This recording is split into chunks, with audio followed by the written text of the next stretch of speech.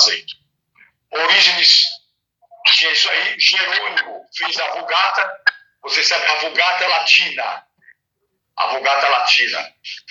Então, Jerônimo trabalhou com a Vulgata, que é muito bom até conhecer um pouquinho da Vulgata, por causa da questão, mas houve umas adulterações em algumas questões, mas é bom conhecer por causa de uma língua morta, a questão do latim, mas é bom dar uma conhecida lá. Quem quiser, eu vou disponibilizar a Vulgata aí na comunidade. Vou colocar a Vulgata Latina lá com ela. Assim que terminar a aula, eu vou pôr lá para vocês à disposição. Ela está em latim. É bom você aprender a falar um pouco de latim. Ninguém fala mais, mas é bom você aprender. Então, nós vemos essas questões aí, e quando se chega até Agostinho, em 2 concílios, em 393 e 397, uma distância de 4 anos aproximadamente um do outro, nós vamos encontrar aí alguns escritos dele, né, a respeito da cidade de Deus, que ele fala, e mostra alguns livros canônicos e alguns livros apócrifos.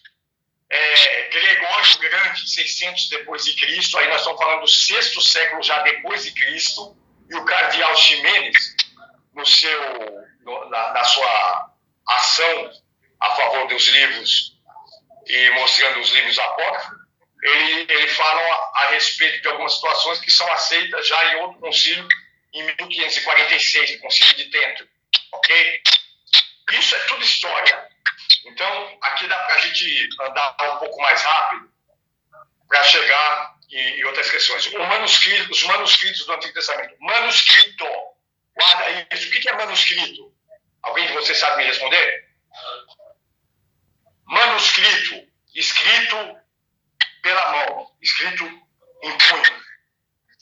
Não foi máquina, nada. Foi escrito à mão. É chamado manuscrito porque é escrito pela mão. Ok? São rolos e pergaminhos escrito à mão. Tá aí. Certo? Eles eram do tipo móvel e aí nós vemos a imprensa já pelo alemão Gutenberg, aí na Alemanha. Chegou a ver alguma coisa aí na Alemanha? Chegou a ver, Maria? Eu fui lá em Wittenberg, tem muita coisa. No Museu Histórico de Wittenberg tem tudo, tem muita coisa boa. Glória a Deus. Maravilhoso, né? Um contato excelente, né? Sim, tá em alemão. Aí, ó. Ele contribuiu grandemente para o que nós temos hoje, a questão da imprensa com tipos, nomes, que foi inventada por Gutenberg no século XV. Então, a nossa missionária Maria, que está lá na Alemanha, ela teve até acesso ao local lá em Gutenberg, e o que é muito maravilhoso, irmão. É algo histórico muito profundo. Contribuiu ricamente, milionariamente para o que nós temos hoje das Escrituras. O material gráfico dos manuscritos era o papiro. O que é papiro? De folhas que estão junto aos rios e banhados. Ali na beira do Nilo, e alguns banhados do Oriente Médio ainda tem até hoje essas folhas que eram prensadas, colocadas para secar, e fazia-se o rolo de papel, que nós chamamos de papiro, onde eles escreviam os documentos, e no caso, a Bíblia Sagrada. O pergaminho já é pele de animal, curtida e polida. Pele de animal. Então, não é qualquer animal, não é pegar qualquer animal. Os animais considerados animais limpos, lá no livro de Levítico. Entendeu? Animais limpos. Esses animais eram tirados da pele e feito também uma espécie de rolo para se escrever. Então, você já sabe os materiais comumente usados. Mas a escrita não se baseava só nisso. Alguns escreviam em pedras. Tinha outros tipos de materiais também usados. Mas quando nós falamos de Bíblia, nós temos esses 2 materiais comumente usados. O pergaminho, que é pele de animal curtida e polida, e o papiro. A tinta e os instrumentos de escrita. A tinta era feita de carvão em pó e algumas substâncias líquidas parecidas com a goma arábica. Geralmente alguma coisa extraída da natureza, entendeu? Assim como as árvores ou a plantação produz a clorofila, aquela coisa toda e tal, eles usavam esse tipo de coisa para poder fazer a tinta caneta usada para poder escrever, ok? O formato era em forma de rolo ou códices, certo? Então, geralmente o formato mais comum era rolo. Então, os livros eram em formato de rolo. Por isso que você vai encontrar na Bíblia Sagrada, principalmente no Antigo Testamento, com esse rolo. E no livro de Apocalipse, Deus volta a falar essa palavra rolo, né? João vê um rolo voante e Deus manda ele comer esse rolo. Então, o rolo, por quê? Porque era para falar a respeito do livro que tinha esse formato. Não era o formato que nós temos hoje, ok? Essas folhas tinham normalmente 65 centímetros de altura por 55 centímetros de largura. Presta atenção, era mais ou menos isso aqui, 65 centímetros de altura. Então, nós não estamos falando de uma folha de caderno A10, A4, nós estamos falando de 65 centímetros de folha de altura por 55 centímetros de largura, para poder se escrever. Mesmo porque eu acho que as letrinhas não eram tão pequenas, né? Então, e existia duas maneiras de se escrever também. O modo uncial, que nós chamamos de letra de forma, e o modo cursivo, ok? Então, é só para nível de conhecimento. Isso aí, vocês vão guardando.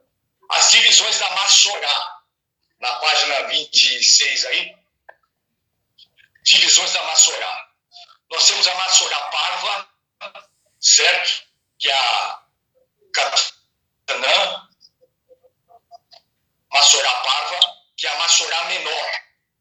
Ou seja, ela tem pouco conteúdo, ela tinha menos conteúdo. Embora tinha tudo, mas um conteúdo mais resumido. Temos a Massorá magna, certo? Que é a Massorá maior, que vem de uma outra síntese de toda a questão do compêndio, certo? E as listagens massoréticas encontradas na Massorá magna são denominadas pelo seguinte título: Massorá magna elaborativa, que era elaborada, e a pormenorizada, que vinha com uma explicação, ok? É o tipo das Bíblias que nós temos hoje, aquelas Bíblias que tem alguma coisa no rodapé, algum comentáriozinho, alguma questão que faz as ligações entre os textos daquele assunto nas Sagradas Escrituras. Aí nós temos o somatório massorético, que é o somatório da menor com a maior, certo? Que vem colocando todas as questões da Massorá. O que é Massorá? Massorá significa tradição. O texto massorético é a tradição. Então envolve cultura. Lembra do que eu falei logo no início da aula? A cultura do povo, você precisa abranger a cultura do povo. Como que era o casamento judaico? Não é o casamento ocidental. É uma cultura. De que forma que era feito? Não é feito como é o nosso. Então, quando nós falamos de Bíblia, nós precisamos entender a cultura. A parábola da dracma perdida, vocês lembram dessa parábola? Quanta besteira você já ouviu falar sobre essa parábola?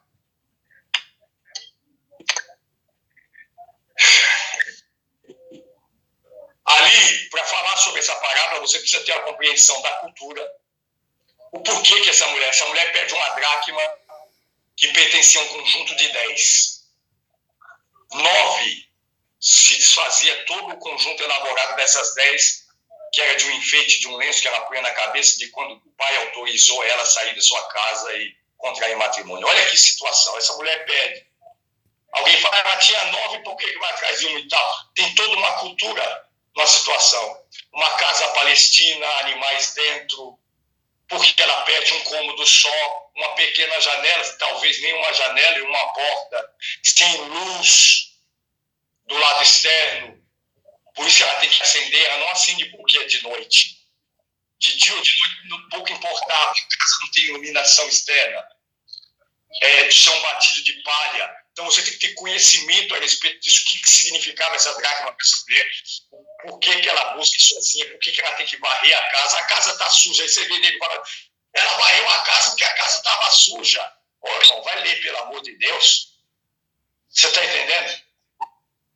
Tem toda uma questão de cultura. É a questão, Lucas capítulo 15 é o capítulo das coisas perdidas. Lá fala da ovelha perdida, a dracma perdida e o filho perdido. A ovelha perdida, o pastor vai atrás. A dracma, a mulher procura e perdeu dentro da casa dela. O filho, nem o pai vai atrás, não manda saber como é que está e nem nada. O filho precisa voltar, porque ele decidiu sair porque ele quis. Aí nós vemos hoje na igreja, estou chateado porque fulano está saindo da igreja e meu pastor não vai atrás. Mas ele saiu como ovelha perdida ou saiu como filho perdido? Precisa fazer análise. A ovelha depende totalmente do pastor. Foi esse crente que largou a igreja ou foi aquele crente que gosta de bater de frente, xingar pastor, falar mal, fazer fofoquinha, rodinho, endemoniado, não se sujeita, não obedece, não respeita pastor, aí está chateado porque o pastor falou que ele está errado, aí sai para outra igreja, é o filho pródigo, da minha parte eu vou sair. Aí o pastor tem que ir atrás? Não, ele é o filho pródigo. Ele precisa cair em si lá, se arrepender, entender que ele errou e voltar, porque ele sabe o caminho da casa. Ao contrário da ovelha. A ovelha, se perder, ela não sabe mais o caminho de casa. Ela não sabe onde fica o curral. Ela precisa do pastor. A ovelha tem visão de no máximo 8 metros. Ela é guiada pelo som do cajado do pastor vibrando no chão. Quando bate, causa uma vibração. Ou então pela ovelha que está mais próxima. E esse ovelha que está mais próximo tem que estar de olho no pastor, porque se também não tiver de olho no pastor, é 2 perdidas. Então, irmão, é tanta gente falando besteira dentro da igreja, porque não conhece a cultura, não conhece a palavra, não conhece o fundamento. Por isso vocês estão estudando, para aprender o fundamento. Ok? Então, somatório maçorético é justamente para isso. Vamos para a página 28. A listagem maçorética está em ordem, que é a Maçorá Finalis, que é o final de todo o apanhado da Magna, a Parva e o somatório maçorético, que vai dar na Maçorá Finalis, ok? E nós entramos agora no período interbíblico, que não vai dar tempo da gente analisar tudo nessa aula, mas vai dar para a gente. Eu não estou enxergando direito, deixa eu ver a hora aqui. Temos poucos minutos. Mas vamos lá. O período interbíblico, a definição desse período é que ele ocorre entre o fim do Antigo Testamento e o início do Novo. Quando nós falamos início do Novo Testamento, irmão, o Novo Testamento não se inicia em Mateus, viu? Guarde isso. Ele é um livro do Novo Testamento, mas ele não se inicia com um registro histórico de Mateus. Novo Testamento subentende-se Nova Aliança, que se inicia com a morte de Cristo. Amém. Ok? Glória. Então, a biografia do livro de Mateus, que conta Jesus ali, Jesus está vivendo ainda no tempo da lei. O fim da lei é Cristo. Ele cumpre a lei. A lei é pregada na cruz do Calvário. A cédula que era contra nós não são as acusações, a lei. Por isso que a Bíblia diz que o fim da lei é Cristo para a vitória daquele que crê. Entendeu? Yes. Nele foi cumprida a lei. Então o período do Novo Testamento começa com a morte de Cristo. Mas por que o livro de Mateus está no Novo Testamento da nossa Bíblia? Porque ele mostra o que antecedeu esse período. Mostra a vida de Jesus. Ele precisa estar lá. Ele não é escrito como o primeiro livro do Novo Testamento é o livro de Tessalonicenses, escrito por Paulo. O primeiro livro escrito do Novo Testamento é Carta aos Tessalonicenses, no ano 53, 51, por aí, depois de Cristo. Entendeu? Até então, o livro de Mateus, Marcos, Lucas e João eram da tradição oral, a biografia registrada oralmente. Haja vista que no ano 96 ainda tinha apóstolo vivo. João estava vivo. Alguns apóstolos ainda estavam vivos nesse período do Novo Testamento. No ano 70, ano 50. Entendeu? Tanto no ano 50, nós estamos falando do tempo de Paulo. No ano 37, nós temos Flávio José, contemporâneo dos dias de Paulo. Então, nós temos que ver algumas pessoas que já existiam nessa época. Então, biografia. Então, nós precisamos compreender esse período. O período interbíblico é um período, ele se quebra, o silêncio se quebra ainda na lei. É um período que Deus fica 400 anos sem se comunicar com os homens. Entenda isso. Nós vamos voltar a isso aí a semana que vem. Porque é uma profundidade nesse texto para poder destruir essas heresias que nós estamos vendo nos dias de hoje na igreja. Está enchendo os seus olhos, enchendo os meus olhos, os nossos olhos, e nós estamos achando que minha igreja é uma bênção porque tem 500 membros. Às vezes tem 500 membros, mas Deus não está lá. Tem 2 milhões de membros, mas Deus não está lá. Tem nego chorando no culto, falando em língua, mas Deus não está lá. E o período interbíblico mostra isso. Nós vamos estudar o período interbíblico profundamente e vamos entender que nesse período Deus ficou 400 anos sem se comunicar com os homens. Mas quantas igrejas abriu nesse período sem Deus falar? Várias. As 3 maiores seitas do dia de Jesus nasceram aí. Os fariseus nasceram no período interbíblico. Os fariseus. Período interbíblico. Tinha 6.000 fariseus quando Jesus veio ao mundo. Cresceu. Mas Deus não falava. Deus não falava nem por Urim, nem por Tumim, nem por profeta e nem pela palavra. E como é que tem culto? Estava tendo culto sem Deus. Então nós precisamos aprender com isso. Que esse período existe para mostrar para nós que existe muito culto hoje sem Deus. Olha os profetão aqui do Brasil. Vou dar nome. Olha aquele Leonardo Salles. Uma igreja tremenda, lotada de gente, cheia de gente para ver que ele deu para Deolane.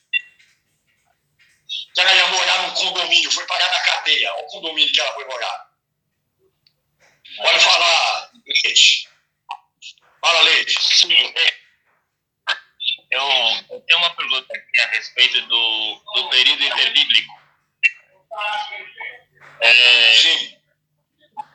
Eu tenho ouvido muita gente falando que o período interbíblico é um período de silêncio, que Deus não falou. Mas eu queria que o senhor desse mais um argumento, né, para argumentasse mais um pouquinho. Isso aqui tem alguma profecia, tem algum texto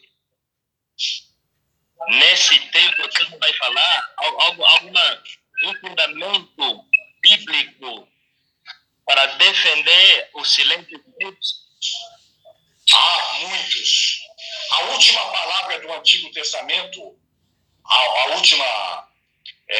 último registro do Antigo Testamento revela esse tempo ocioso. Olha o que diz lá no último. Eu vou puxar uma Bíblia aqui para nós lermos. Deixa eu só puxar uma Bíblia aqui para nós lermos, irmãos. O meu celular está na frente do negócio do computador. Aqui. Aí. Deixa eu pegar uma Bíblia aqui. Malaquias.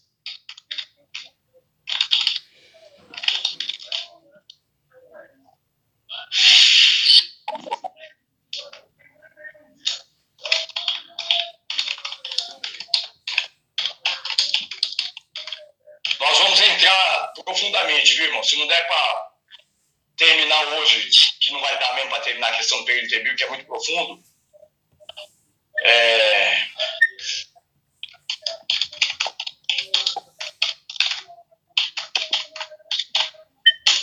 Não se preocupe, porque nós vamos continuar nesse assunto aí.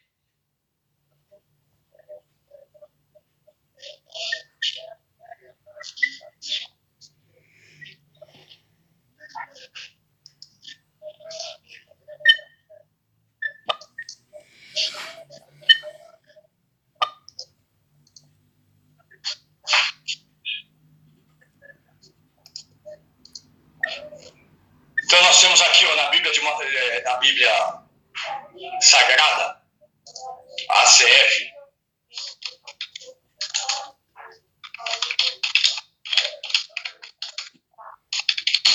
a última profecia. Está aqui em Malaquias.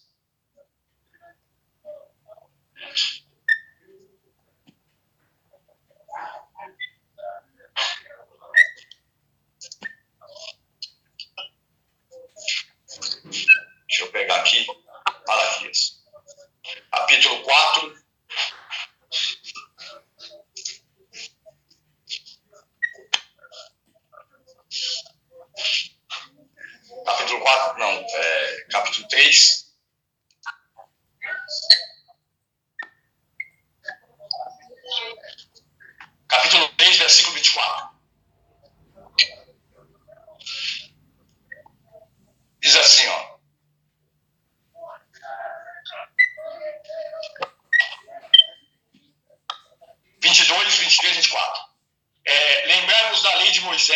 meu servo, a quem prescrevi ordenando os mandamentos para todo Israel no Monte Horebe.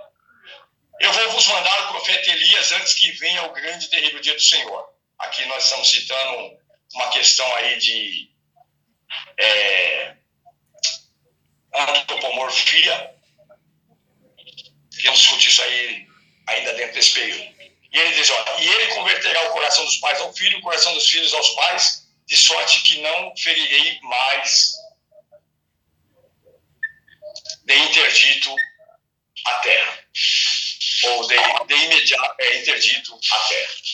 Essa é a última profecia do livro do Antigo Testamento, de Malaquias. Esse livro é o último livro mesmo, cronologicamente falando.